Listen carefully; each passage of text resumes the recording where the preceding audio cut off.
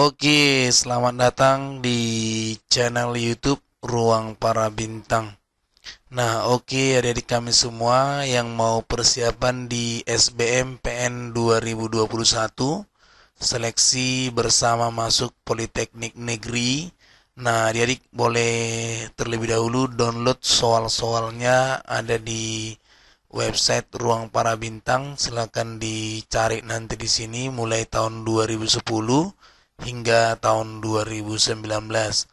Nah, semoga ini bisa bermanfaat buat kalian semua. Semoga sukses untuk kalian. Terima kasih.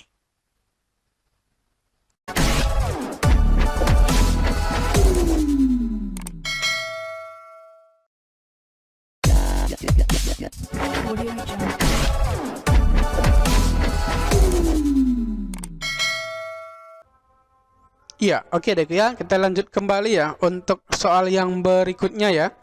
Ini masih soal yang sama ya untuk yang tadi tentang jadwal perjalanan selama 2 hari di Yogyakarta ya kan. Coba kita perhatikan soalnya. What is the purpose ya? Tadi udah Abang jelaskan, purpose itu adalah tujuan. Tujuan daripada teks tersebut adalah untuk apa? Apakah yang A?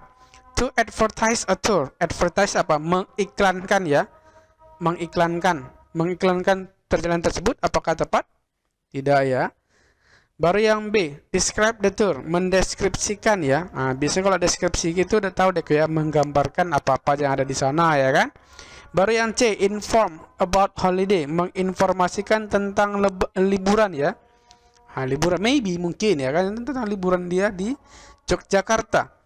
Yang D, to show the information about the tour, memberikan ataupun menunjukkan informasi tentang tour tersebut. Mungkin maybe juga boleh ya kan. Coba kita habiskan dulu semuanya. To inform about the activity in a tour. Ini lebih spesifik ya, lebih terperinci ya. Ini kan time schedule ya, jadwal yang diadakan. Berarti ini merupakan aktivitas yang mereka lakukan selama mereka melakukan tour di Yogyakarta selama 2 hari ya kan. Berarti inilah aktivitasnya, schedule-nya ataupun jadwal mereka. Maka Bang rasa untuk opsinya ini paling tepat adalah yang entok. Itu dia, oke? Jadi itu apa rasa dek ya untuk teks ini ataupun soal ini. Sekarang kita lanjut lagi dek ya untuk soal yang berikutnya.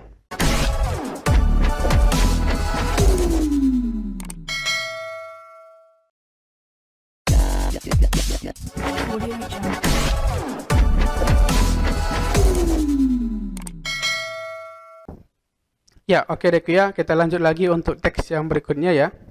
Sini Abang langsung bacakan dulu teksnya sambil Abang translate ya, biar nanti untuk soal-soalnya bisa kita pahami dulu teksnya, baru soal-soalnya bisa kita jawab sama-sama. Oke? Dari satu-satu kalimat ya. Any substance that contains only one kind of an atom is known as an element. Iya, zat ya yang hanya memiliki satu jenis atom itu disebut sebagai satu unsur. Because atoms cannot be created or destroyed in a chemical reaction. Dikarenakan atom tidak bisa diciptakan ataupun dihancurkan di reaksi kimia. Elements such as phosphorus or sulfur cannot be broken down into simple substance by this reaction. Elemen seperti ini ya disebut sebagai fosfor ataupun sulfur yang tidak bisa dihancurkan ya ke zat yang lebih sederhana oleh reaksi tersebut. For an example ya, sebagai contoh, water decompose into a mixture of hydrogen and oxygen when an electricity current is passed through the liquid. Jadi sebagai contoh ya, air yang diurai ingin dicampur menjadi sebuah hidrogen dan juga oksigen ketika arus listrik ya dilewatkan melalui sebuah cairan. Hydrogen and oxygen on the other hand ya, hidrogen dan oksigen ya dengan kata lain tidak bisa dikompos ya ataupun diuraikan ke dalam zat yang lebih sederhana. The element can be divided into the three category that have characteristic property. Jadi Unsur-unsur ini dapat dibagi menjadi 3 kategori yang memiliki sifat karakteristik. Like ya, seperti metal, non-metal, and semi-metals. Ya, seperti ya, metal itu logam ya, logam, non-logam, dan semi-logam. Jadi kalau kita perhatikan dari teks tersebut ya, ini kan berhubungan dengan atom ya. Atom itu jika hanya satu jenis itu disebut sebagai sebuah elemen ya, dikarenakan atom itu tidak bisa dihancurkan ataupun diciptakan menggunakan reaksi kimia. Elemen seperti fosfor ya ataupun sulfur itu tidak bisa dihancurkan ke zat yang lebih sederhana ya dengan reaksi kimia tersebut. Sebagai contoh ya, pada saat penguraian air dengan campuran hidrogen dan oksigen ketika arus listrik ya dilewatkan melalui air tersebut ataupun cairan tersebut. Jadi dengan kata lain ya, itu tidak bisa disederhanakan. Oke, coba rasa dengan dari teks tersebut. Coba kita lihat ya untuk soalnya. Any substance that contains only one kind of an atom is known as an element. Can be expressed as follows, bla bla bla, ya kan? Di line 1 sampai 2, artinya di garis pertama sampai dengan kedua, di baris pertama sampai kedua kan ada kata any substance that contains only one kind. Nampak ya tadi DKI udah Bang bacakan. Arti daripada any substance that contains only one kind of an atom is known as element tadi udah Bang jelaskan ya. Ini artinya adalah zat ya. Zat yang hanya memiliki satu jenis ya, satu jenis atom itu disebut sebagai sebuah unsur. Kita juga dapat mengekspresikan atau kita dapat mengatakan kembali gitu dia. Maksud daripada kata-kata ini apa? Jadi coba kita perhatikan langsung kepada opsinya. Apakah yang A? An atom is an element. Sebuah atom adalah sebuah elemen. Sebuah atom adalah sebuah elemen. Coba kita lanjut yang B. An atom contains only one element. Sebuah atom berisikan satu elemen. Kalau yang C, an element contains only one atom. Satu elemen yang berisikan satu atom. Yang D, it's hard to find an atom in an element. Sulit untuk menemukan atom di suatu elemen ataupun unsur ya.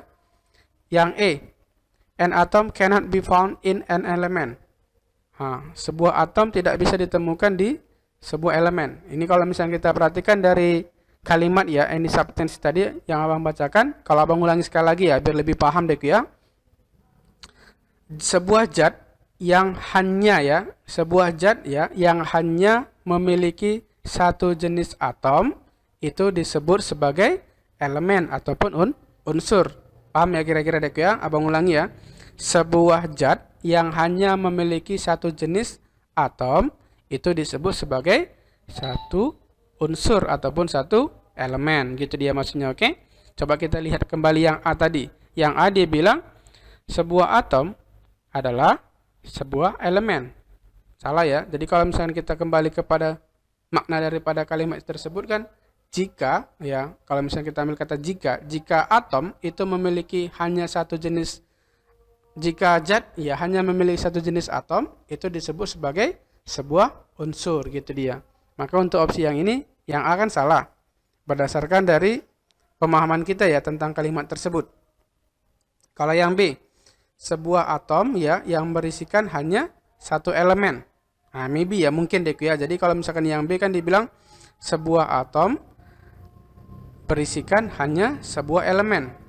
Mungkin maybe ya, tapi nanti coba kita kaji kembali. Yang C sebuah elemen berisikan hanya sebuah atom. Sebuah elemen berisikan hanya sebuah atom. Ini hampir sama dengan opsi yang B ya. Kalau yang B tadi sebuah atom berisikan hanya sebuah elemen. Kalau yang C sebuah elemen berisikan hanya sebuah atom. Kalau misalnya kita perhatikan hampir sama ya, cuman dibolak-balik dia kalimatnya ya kan. Tapi mana yang paling tepat nanti kita kembali. Coba kita eliminasi dari beberapa opsi ini. Kalau yang D, sulit untuk menemukan sebuah atom di dalam sebuah elemen. Ini kurang tepat ya, karena tidak ada disinggung tadi dengan kata kesulitan ya kan? Karena dia bilang hanya ketika sebuah zat hanya memiliki satu jenis atom, itu disebut dengan satu elemen gitu dia. Kalau yang E, sebuah atom tidak bisa ditemukan di sebuah elemen. Nah, ini juga kurang tepat ya kan? Nah, berarti jawaban yang tersisa cuma dua, antara yang B dengan yang C. Apakah yang B, sebuah atom berisikan hanya sebuah elemen, atau yang C, sebuah elemen berisikan sebuah atom? Nah, coba kita kembali lagi biar lebih paham ya kan? Nggak apa-apa. Kalau kita ingin mengkaji sebuah kalimat ini, kita harus dalami dulu maknanya dek ya. Jadi kalau misalkan abang ulangi, biar nampak nanti yang mana yang paling tepat ya kan? Apakah yang B atau yang C? Sebuah zat yang memiliki ya ataupun yang berisikan sebuah atom itu disebut dengan elemen gitu dia. Jadi otomatis sebuah elemen ya, sebuah elemen otomatis dia hanya memiliki sebuah atom gitu maksudnya. Dari kata only-nya dia nampak ya. Nah, jadi kalau misalkan di dalam sebuah zat itu ada satu atom ataupun sebuah atom, itulah disebut sebagai sebuah elemen. Jadi kalau misalkan kita ambil dari opsi yang paling tepat antara yang B dengan yang C dari teks tersebut ataupun kalimat yang line pertama sampai line kedua, jawaban yang lebih tepat adalah yang C, gitu dia. Paham ya kira-kira dek ya? Sedangkan kalau yang B tadi dibalikkan dia. Ya, dibalikkan. Jadi unsur yang membingungkan jadinya kan gitu kan? Membingungkan kenapa? Karena dia bilang sebuah atom berisikan sebuah elemen, padahal elemen itu yang berisikan sebuah atom gitu dia. Saya. Oke, itu bahasa dek ya untuk teks ini. Sekarang kita lanjut lagi untuk soal yang berikutnya ya.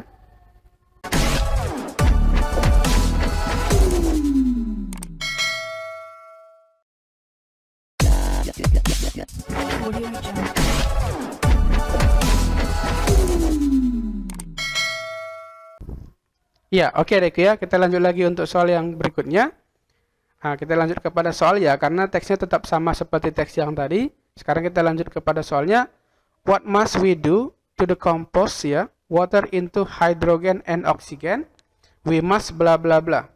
Artinya apa yang harus kita lakukan ataupun kita perbuat untuk ya decompose ataupun menguraikan air ke hidrogen dan oksigen. Kita harus bla bla bla.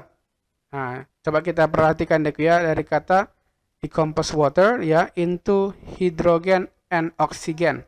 Jadi apa yang kita haruskan? Apakah yang A, put an electric current in water, meletakkan ya aliran listrik ke air, atau yang B, menambah aliran listrik ke dalam air, atau yang C, mix ya, mix itu mencampurkan electric current and water, artinya mencampurkan aliran listrik ke aliran listrik dan air, artinya mencampurkan, the mix.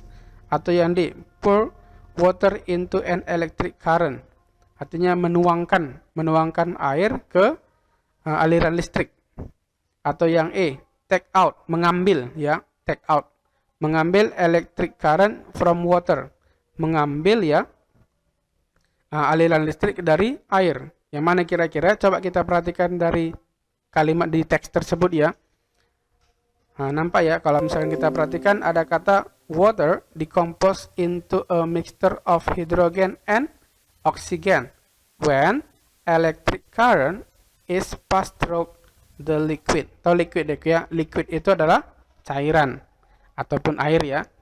Jadi kalau kita perhatikan yang paling tepat dari opsi yang A sampai yang E, coba kita lihat kembali apakah yang A tadi ya meletakkan ya, atau yang B menambah, yang C menggabungkan, yang D pour water itu menuangkan air. Kalau yang E mengambil ya. Kalau kita lihat dari kalimat yang di sini yang sudah Abang garis bawahi di sini, agar mereka bisa terurai ataupun bercampur ya. Mix itu kan bercampur ya dengan air itu dengan hidrogen dan oksigen, ketika aliran itu bisa melewati liquid tersebut, cairan tersebut gitu dia. Jadi otomatis harus diletakkan atau dicampurkan, dimasukkan gitu dek ya. Dimasukkan aliran tersebut ke dalam air. Maka untuk opsi yang paling tepat adalah opsi yang ayam. Oke, itu Abang rasa dek ya untuk teks dari soal ini. Sekarang kita lanjut lagi dek ya untuk teks ataupun soal yang berikutnya.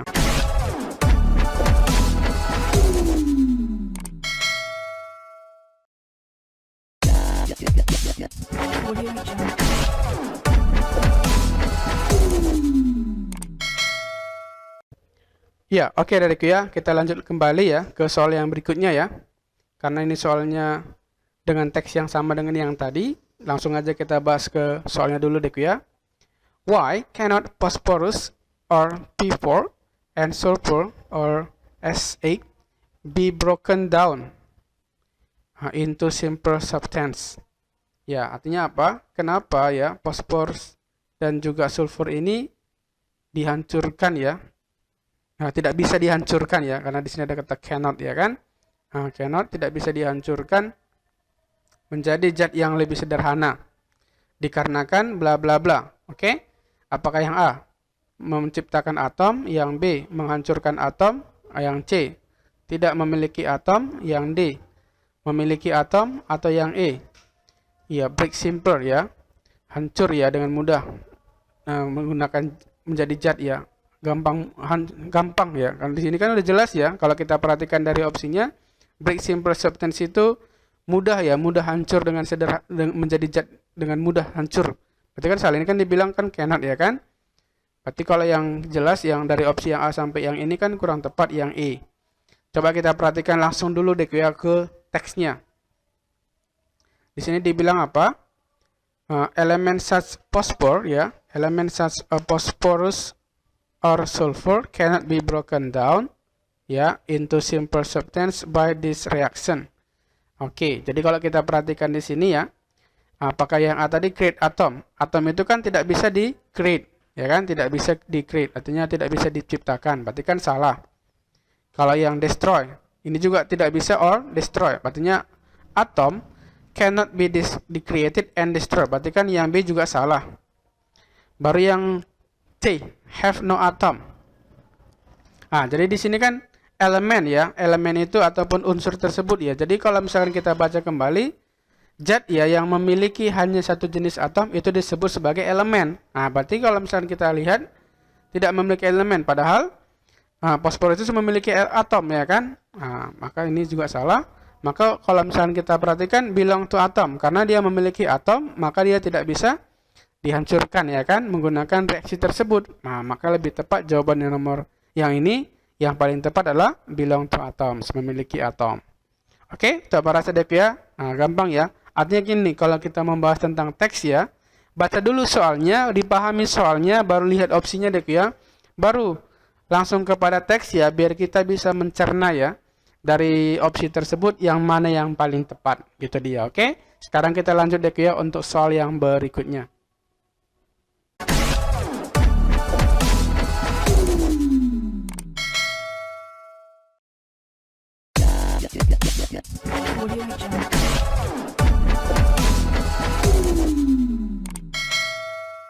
Ya, oke Deku ya, kita lanjut ke soal yang berikutnya ya. Abang bacakan langsung Deku ya, karena di sini juga sama dengan teks yang tadi. Why cannot oxygen be decomposed into simple substance? Because oxygen is bla bla bla. Kenapa ya oksigen tidak bisa diuraikan ya menjadi zat yang lebih sederhana? Dikarenakan oleh oksigen adalah titik-titik. Apakah yang A air? Iya, otomatis kalau misalkan dibilang oksigen itu air salah Deku ya. Kalau yang B, an element, sebuah unsur ya, mungkin ya kan. Kalau yang C, not a substance, tidak memiliki zat. Ini kan memiliki zat, salah ya. Kind of a substance, sebuah jenis daripada zat, juga salah ya. Same with hydrogen, beda deh ya, kan nggak sama deh ya. Antara oksigen sama hidrogen itu kan beda ya. Salah, lebih tepat karena apa? Karena oksigen itu merupakan sebuah elemen. Gampang ya. Kalau untuk yang di sini karena kita sudah pahami dari teks, otomatis sudah bisa jawabannya, oke? Ya, abang rasa itulah untuk teks ini dan juga soal ini ya.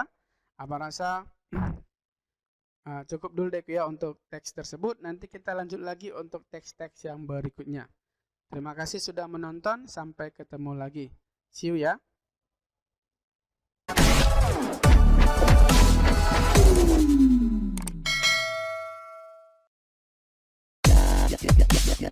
Audio Jungle.